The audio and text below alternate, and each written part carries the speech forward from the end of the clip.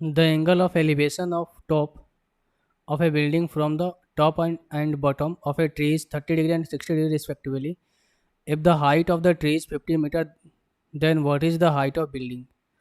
तो कुछ इस तरीके से बनाया गया है आपके सामने।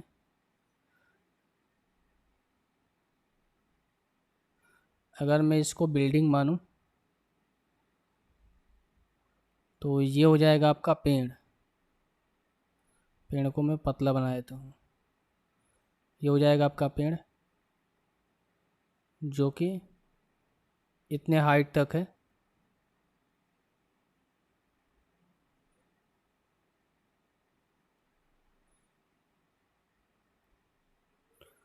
तो फिगर कुछ इस तरीके से बनेगा भाई। इनमें से बोला क्या गया है आपसे कि बिल्डिंग के टॉप से और पेड़ की बॉटम से, यानी कि हमें ये वाली एंगल हमें दे रखा है। बिल्डिंग के टॉप और पेड़ के बॉटम वाला ये एंगल हमें दे रखा है, और बिल्डिंग के टॉप और पेड़ की टॉप ये वाला एंगल भी दे रखा है। यानी कि बेसिकली ये एंगल हमें दे रखा है 60 डिग्री का, और ये एंगल हमें दे रखा है 30 डिग्री का, क्योंकि ये पेड़ का टॉप पॉइंट है और ये बिल्डिंग का टॉप पॉइंट है। और पेड़ की ऊंचाई दे रखी है 50 मीटर।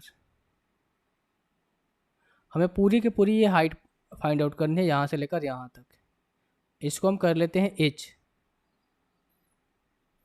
अब देखो, अगर मैं इस ट्रायंगल में बात करूँ, मैं इसको हाईलाइट करूँगा। अगर मैं ग्रीन वाले ट्रायंगल में बात करूँ, इस ग्रीन वाले ट्रायंगल में बात करूँ, तो आप बताओ कि टेन थीटा इक्वल्स टू होता है क्या, परपेंडिकुलर अपन में बेस, और टेन 60 इक्वल्स टू क्या होता है, √3 होता है। √3 अपन में 1, और टेन थीटा इक्वल्स टू क्या होता है, परपेंडिकुलर अपन में बेस।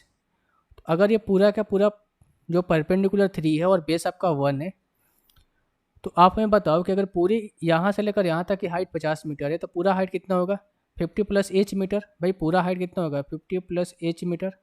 यानी कहीं ना कहीं √3 की वैल्यू हमें दे रखी है कितनी,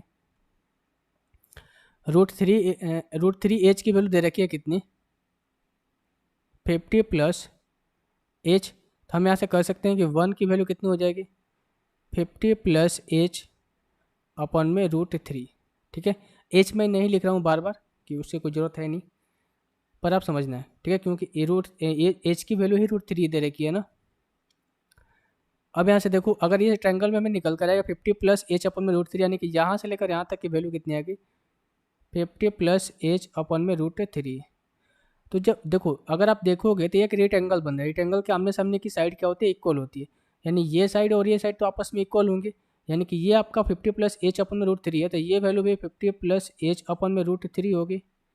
और चूंकि हम जानते हैं भाई कि टेन 30 इक्वल्स टू क्या होता है, ये होता है 1 अपन में √3, 1 अपन में √3। तो अब यहाँ से देखो कि ये पूरे की पूरी वैल्यू को यहाँ से लेकर यहाँ तक की, इस पॉइंट से लेकर इस पॉइंट तक की वैल्यू को मैं बोलूँ आपसे, तो ये क्या है, 1 है, क्योंकि ये परपेंडिकुलर के काम करेगा। और यहाँ से लेकर यहाँ तक ये बेस के काम करेगा, जो कि बेस कितनी है, √3 एच इसको बोलेंगे। ठीक हो, क्योंकि √3 एच की वैल्यू दे रखी है ना, तो √3 एच है। मैंने बोला कि नहीं लिख रहा हूँ एच, पर आप एच समझेंगे। तो ये वैल्यू यहाँ से लेकर यहाँ तक क्या हो जाएगी, 1 अपन में √3 एच। ठीक है, तो हम कह सकते हैं कि भाई ये √3 एच की वैल्यू इन्होंने इन्होंने दे रखा है 50 प्लस एच अपन में √3, 50 प्लस एच अपन में √3। ठीक है, तो 1 की वैल्यू हमें निकालनी है ना। 1 की वैल्यू कितनी निकल कर आ जाएगी, इस √3 को मैं इधर लेता हूँ, तो हो जाएगा कितना आपका 3h बराबर 50 प्लस एच। अगर मैं यहाँ से एच नहीं लिखता हूँ तो फिर 1 लिखना पड़ता है। ठीक है, इसीलिए मैंने एच लिखा। एच यहाँ पर आएगा तो 2h हो जाएगा इक्वल्स टू 50। एच की वैल्यू कितनी हो जाएगी, 25। तो यहाँ से लेकर यहाँ तक की हाइट कितनी आ गई, 25 आ गई, और यहाँ से लेकर यहाँ तक 50 था। तो पूरा हाइट कितना हो जाएगा, पूरा हाइट कितना हो जाएगा, 50 प्लस 25 कितना हो जाएगा, 75। पूरी हाइट कितनी हो जाएगी, 75 मीटर की, ऑप्शन नंबर 2।